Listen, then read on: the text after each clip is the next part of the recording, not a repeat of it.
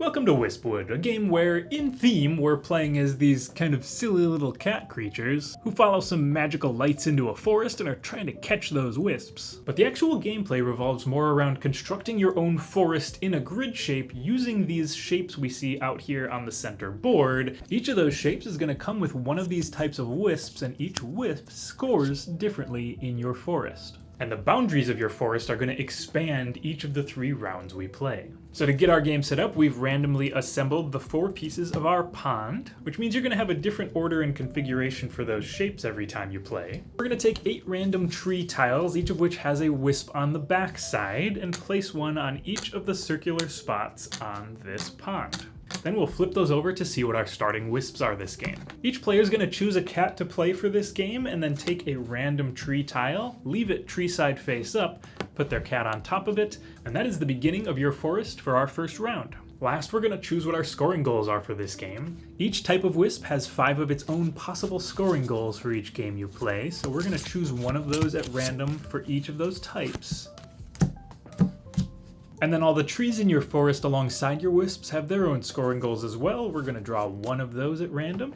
And so you'll have a unique scoring setup for your game out of a ton of different possibilities. With those goals chosen, you're all set up to get started playing. The rules say that whichever player is closest to a light should take your first player token and get the table started. The actual turn structure in this game is really straightforward. It's going to involve choosing a wisp from out here in the pond. Let's take this jack wisp for instance. Then you're going to look at the 2 shapes on the pond next to the one you chose, and create that shape by using face-down tree tiles in addition to the wisp you've just chosen. So if we picked this shape here that has a total of 3 tiles in it, and it's your choice which of those 3 tiles will be the wisp in this shape, which will matter a lot for the scoring of each wisp type. We're going to cover that in a second. For now, let's just choose a shape and go with it, and then you're going to add that shape into your forest. Now the 2 rules for adding this shape is that at least 1 tile in the shape you added must touch a tile that was already in your forest, and your cat does count as your first tile. And you can't exceed your forest's boundaries for the round. In round 1, that means your forest can't expand beyond a 4x4 grid.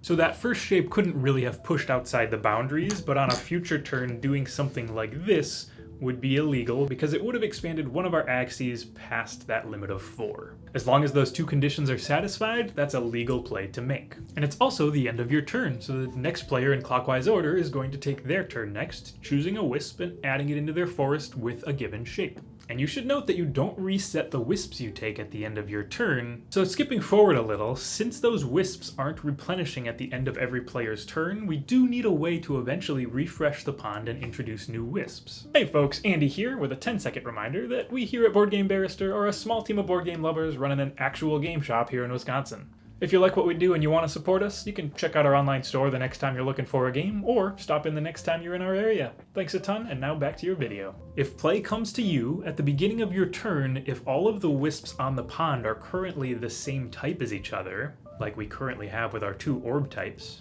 then you can choose before taking your turn to refresh the pond. And to do that, you're going to remove all the wisps that are currently on it. Any discarded wisps are always going to go to a face-up discard pile, separate from our yet-to-be-used forest tiles. And then we're going to refresh by grabbing 8 new tiles and flipping them to their wisp sides. And if play ever comes to you and the pond is completely empty, then you have to refresh the pond to begin your turn. There's one other way you can refresh the pond and get new wisps, and you can do this on any of your turns so long as your cat is currently available. There are 2 cat actions you can take in this game which will flip your cat from its face-up side to its hidden backside. The first of those is going to allow you to refresh. You would flip your cat to its hidden side before choosing a wisp, and in this case you would discard all of the current wisps and replenish the entire pond with new ones. The second cat action you can take by flipping your cat to its hidden side takes place immediately after you choose your wisp for the round, and this action allows you to choose any shape on the entire pond board as the shape you'll be adding with your wisp this round. You are not confined to just the 2 that your wisp was next to. So if we wanted a nice perfect shape in this bottom row for ourselves, we could grab this witch wisp,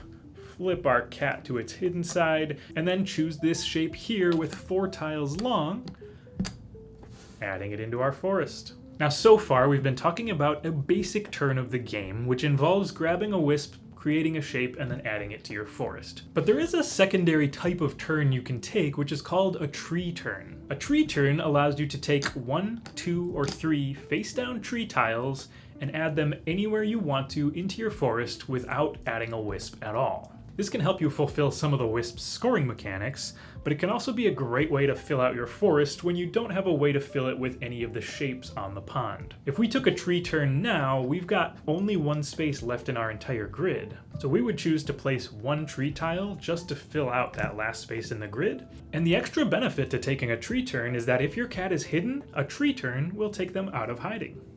Now, when any player at the table perfectly fills in their grid with the current round's grid size, that triggers the end of the round.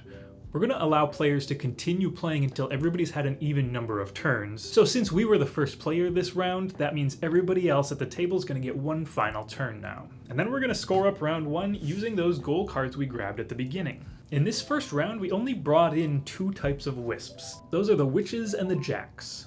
The witches score in sets of 3s, and those wisps can be anywhere in your forest to score. The caveat with them is that they have to be placed in spaces that are diagonal from where your cat currently is. You can see that we did add both of these witches diagonally from our cat. A single witch is worth 4, and 2 of them are worth 10 points. So since we didn't get to a full set of 3, we're going to have those 10 points this round. Our current jack objective is that we'll score points for each jack that is not sharing a row or a column with another jack. So since these don't cross any of each other's rows or columns, we're going to score points for 2 jacks, which are worth 9 points. Since we didn't collect any of the other 2 wisps, we won't be scoring points for them this round, but we do need to take a look at our forest objective for the round, which says you get 2 points for every tree in your second largest group of trees. We're only going to be looking at things that are directly adjacent, not diagonally, and so that means this entire forest is all one big group, and I've left 1 tree in the corner, which is going to be worth 2 points. Lastly, you'll score a little bit of bonus points if you completely filled in your grid without any empty gaps by the end of the round. In round 1, for our 4x4, we get 2 extra points. Round 2 will give you 4 extra points, and round 3 will give you 6. And that means we've reached the end of round 1, so we're going to get ready for round 2. The first thing you need to do is choose whether you want to move your cat. You can move your cat from the tree tile it's currently sitting on to any other face-down tree tile in your forest, so we could move our cat here, for instance. Then you're going to remove all of the trees from your forest, but leave all of the wisps. The pond is going to remain just as it is with the wisps that are currently available, and we're going to pass the first player token, 1 player, clockwise. Rounds 2 and 3 are going to work exactly the same as the first round, except you'll have some wisps left over from the previous rounds. And each round, the boundaries of your forest increase by 1. So in round 2, you can build a 5x5 grid, and in round 3, you'll be building within a 6x6 grid. So the opportunities to add more points and score more wisps become exponentially larger. At the end of that 3rd round, we're going to score up everybody's total between each of their scores from the 3 rounds, and the player with the highest grand total score at the end is our winner.